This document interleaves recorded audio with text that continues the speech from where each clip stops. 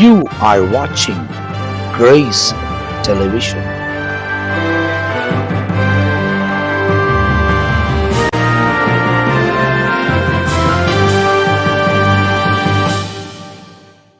கிறிஸ்துவுக்குள் அன்பானவர்களே, ஆண்டுடைய நாமத்தில் வாழ்த்துக்கள்.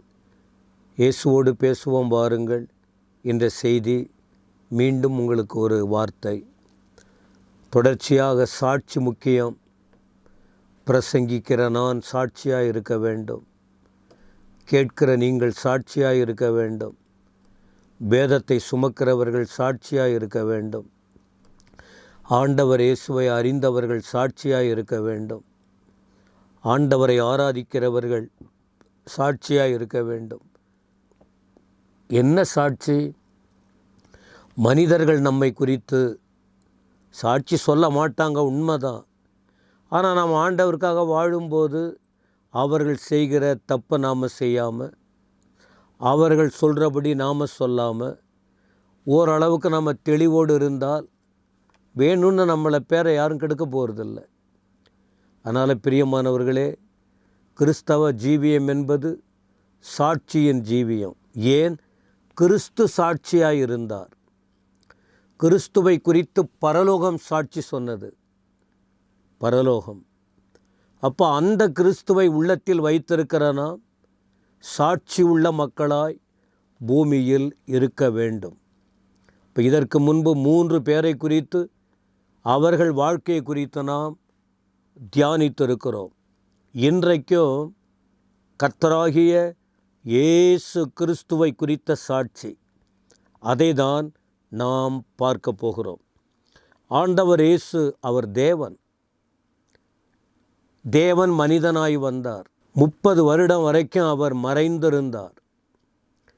12 வயதில் திடீர்னு அவர் பண்டிகைக்கு வந்தார். 30 வயதில் அவர் தேவனுடைய ஊழியத்தை எதற்காக பரலோகத்தை விட்டு இந்த பூமிக்கு அனுப்பப்பட்டாரோ, வந்தாரோ, அதை நிறைவேற்றும்படியாக தன்னை ஒப்பு கொடுக்கிறார். இதற்கு முன்பு ஆண்டவராகிய இயேசு கிறிஸ்து இந்த உலகத்துக்கு வருவதற்கு முன்பு யோவான் ஸ்நானன் வழியை ஆயத்தப்படுத்துகிறார். இப்படி வழியை ஆயத்தப்படுத்தி ஆண்டவர் இயேசுவை குறித்து சாட்சி சொல்லி அதன் பிறகு அவர் ஞானஸ்நானம் கொடுக்கிறார். அநேகர் வந்து ஞானஸ்நானம் எடுத்தார்கள். அந்த நேரத்தில் அருமை இரட்சகர் இயேசு கிறிஸ்துவானவர் அவரும் மற்றவர்களைப் போலவே ஞானஸ்நானம் எடுக்க வந்தார்.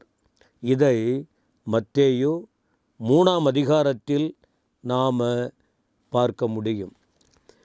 அப்போ அதற்கு முன்னாடி தான் அவர் சாட்சி சொன்னார். மனம் திரும்புங்கள் என்று சொல்லிட்டு, எனக்கு பின்னால் ஒருவர் வருவார், அவர் என்னிலும் வல்லவர், அவர் பாதரட்சைகளை சுமக்க நான் பாத்திரன் அல்ல, அவர் பரிசுத்த ஆவியினாலும் அக்கினியினாலும் உங்களுக்கு ஞானஸ்நானம் கொடுப்பார் என்று கூறினார். தூற்று கூடை அவர் கையில் இருக்கிறது.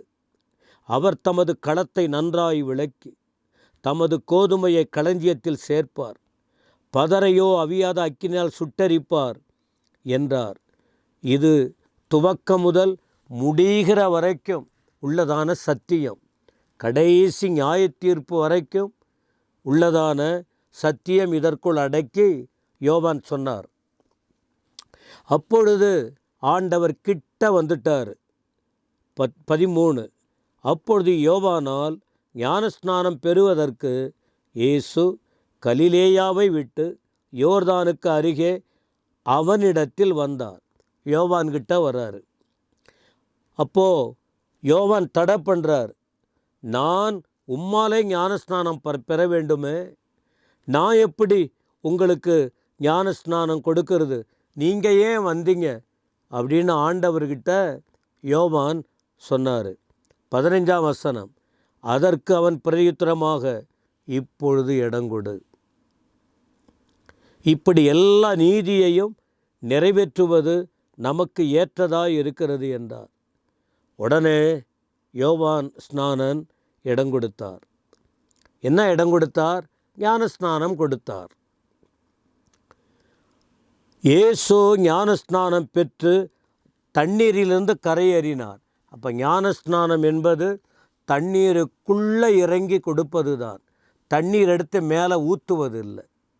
தண்ணியை தெளிப்பதோ தண்ணியை தலையில் ஊற்றுவதோ இல்லை.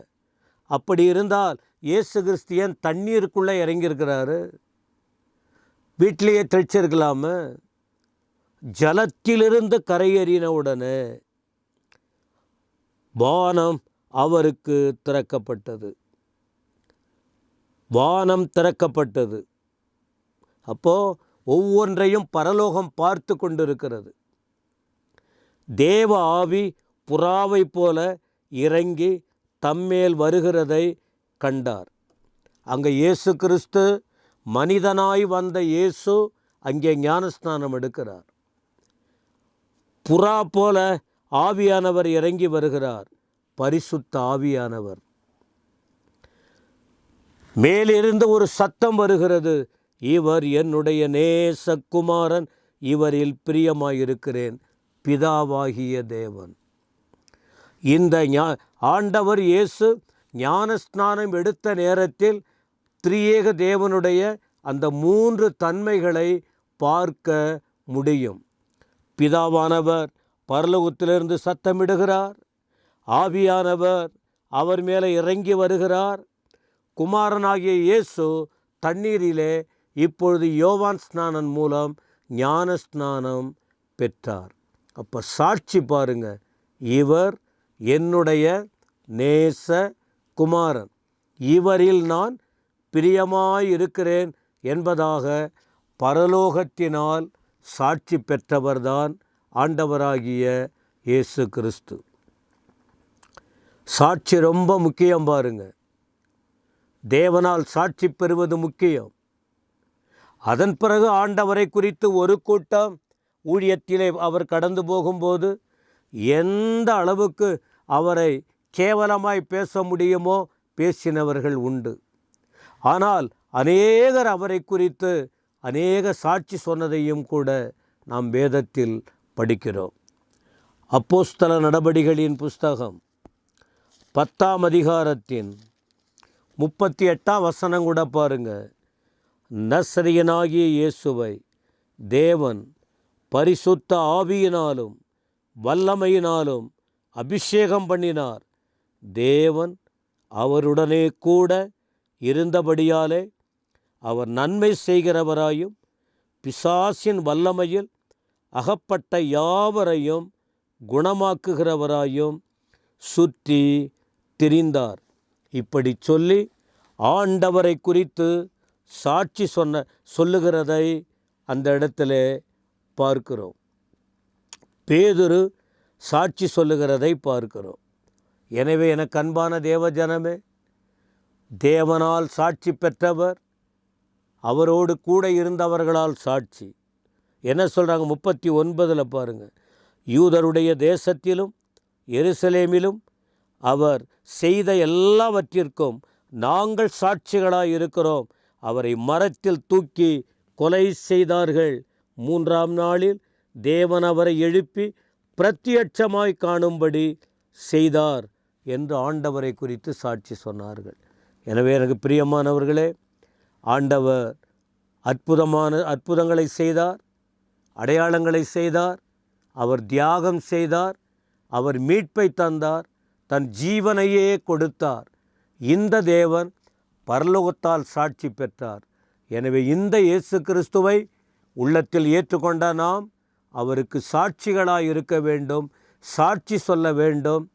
ஏதோ ஆலயத்துக்கு வர்றோம், ஏதோ ஊழியம் செய்கிறோம், ஏதோ பாட்டு பாடுறோம், என்னவோ பண்ணுறோம், அது முக்கியம் இல்லை. அது எல்லாருமே பண்ணுவாங்க. ஆனால் தேவனுக்காக சாட்சி நிறைந்த வாழ்க்கை அவசியம். இந்த வார்த்தைகளை தியானிங்க. நம் ஆண்டவரே சாட்சி நிறைந்த நிலையில் இருந்தது போல நீங்களும் அப்படி சாட்சியாக இருங்க. தேவன் அந்த ஞானத்தை உங்களுக்கு தருவாராக. ஆமேன், ஆமேன்.